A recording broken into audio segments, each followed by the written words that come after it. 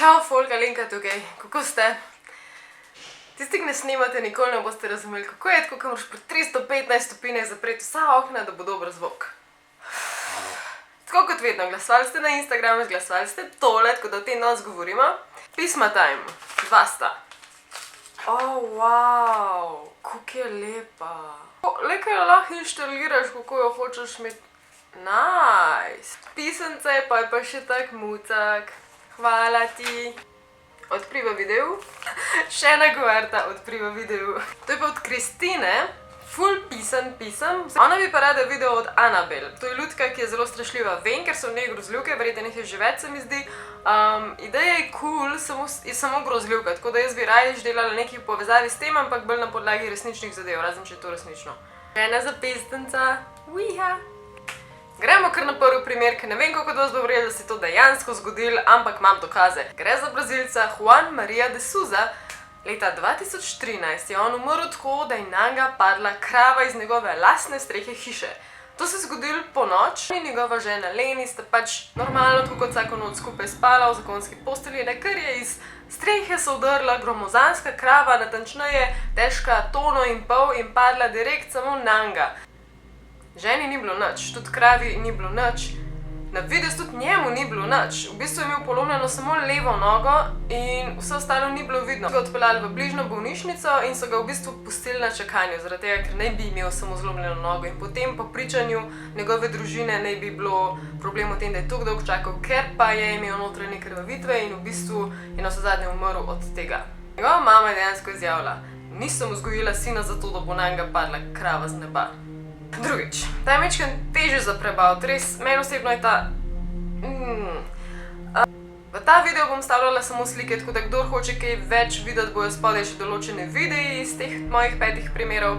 Rus Vladimir Ladiženski, ne vem, če sem to prav prebrala, se je udeležil enega res neumnega tekmovanja. In ne sam, bilo jih je 130 moških oziroma ljudi, ki so tekmovali v tem, kdo bo dlje zdržal v finski savni. On in še njegov sotekmovalec sta prišla v finale in v finalu sta mogla biti v savni, potem sta bila že 15krat prekuhana, sta mogla biti v savni, ki je dosegla 110 stopinj Celzija, na katero so še dodatno polivali vodo in tako naprej. Sodnikom sta natančno sporočala, da so v redu, da so jih oni vprašali, če je okej, si mogel samo dati thumbs up. Spodaj bom grafičen video, kjer vidiš, kako dejansko grozno je to bilo. Te dve osebi oziroma saj ta Rus, ki pač ni preživel tega, na koncu ni mogel več pokazati, da ne zdrži več, sam še mislim, da je bruhal in so ga zvlekali ven, ker so videli, da nekaj ni. Človeka sta imela po telesu opekline, bila sta dobesedno skuhana od znotraj. Jaz toliko ne razumem tega tekmovanja in pa se še najdejo ljudje, ki grejo tožiti to, ja pa kdo se je odločil, da bo šel v tako traparijo, mislim. Tukaj na 110 stopinjah Celzija sta bila 6 minut, potem se je to končalo in končalo se je zavedno, ker teh tekmovanj, hvala Bogu, več ni, vsaj upam, nikoli ne veš, ljudje smo neumni. Tretji primer. Chantelle Malard je bila ženska na tej fotografiji, ki je bila v bistvu bivša medicinska sestra, to bo kasneje ratalo zanimiv. Ampak ona je bila zunaj po noč, so žurali, pil, s tem, da je bil zraven še ekstazi in marihuana. Ko se je vračala z avtomobilom, brum, why? Nesreča zadela je brezdomca Gregory Bixa, ampak to še ni nič. Je ostal in obtičal v njenem vetrobranskem steklu. In to še vedno ni nič. Celo pot jo je modeloval, naj mu pomaga in naj ustavi in nekaj naredi. Ona je bila panična, ali je bila tako panična in intoxicated, ali je bila pa samo pač prestrašena, kakšna bo kazen še zaradi drog, ne vem, ampak ona je ta avto zapeljala domov v svojo garažo. Kaj je zgodila pol? Poklicala policijo, rešilce? Ne. Poklicala je svojega dobrega moškega prijatelja, ki je prišel, da bi ona ta primer rešila. Ta človek, ki je bil v tej garaži še ure in ure živ in ne bi umrl zaradi poškodb tega avta in nesreče, umrl je zaradi tega, ker se ga toliko časa pustila v garaži. In potem sta truplo odnesla v park in ga tam pustila. Njo so dejansko našli še mesece in mesece potem, ker se je v eni gostilni smejala se je tem forum, kako je enkrat enega človeka zbila in potem ni poklicala policije. Četrti primer. Kako se kaj počuti glede ščurkov? Meni niso pretirano všeč, pajki pa sploh ne, ampak nekomu se je dejansko zgodilo, da je zaradi tega umrl. Ker bi lezali po njemu, ker bi ga pičali? Ne, zato ker jih je preveč pojedel. V tem primeru gre za tekmovanje. Tekmovali so, to je bilo sponzorirano od trgovine z malimi živalmi in tekmovali so o tem, kdo bo pojedel več. Mislim, da so bili madagaskarski sikajoči ščurki teli. On mislim sicer, da je celo zmagal to tekmovanje, ampak ga je zelo drago stalo. Zakaj? Zato, ker se je potem zrušil na tla, zgrudil, bruhal, postalo mu je slabo in navsezadnje je umrl. Dolg časa so preiskovali, zakaj je umrl, ampak pa na koncu je bilo znano.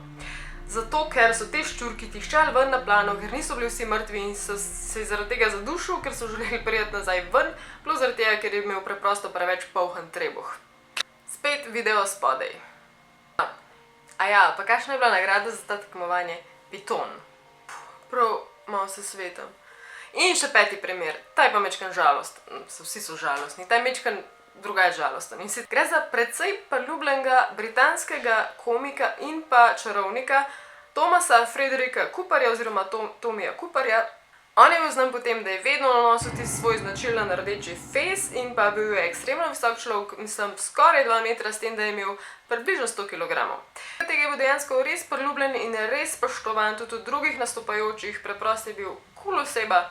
Video bo spodaj, ampak basically zgodil se je, da je umrl na odru preprosto zaradi srčne kapi, ampak šlo se je v tem, da je bil on tak komedijan, da dejansko asistentka, ki je bila z njim na odru, ki je videla, da se je on sesul, se mu je samo nasmehala, ker je bila prepričana, da je to del spontane igre, neka improvizacija. Ampak ni bila. On je ostal na tleh, v bistvu se je boril za zrak, medtem so vsi mislili, da se heca, da je to del igre in so se vsi smejali. Zadaj za kulise še pride ena tako roka in ga potrepla, ker mu je hotela dati propse oziroma pripomočke za naprej. Še vedno niso ugotovili, oziroma potem šele po pol ure je bil oklican za mrtvega, so ga odpeljali v bolnišnico in tako naprej. Tako da ja, zanj ga je bilo prepozno. In mislim, da je to za ta video. Tako da spodaj komentirajte svoje nadaljne super ideje, da bojo lahko sodelovali na mojem Instagramu, tam se bomo naprej odločevali. Radi se imejte, čau!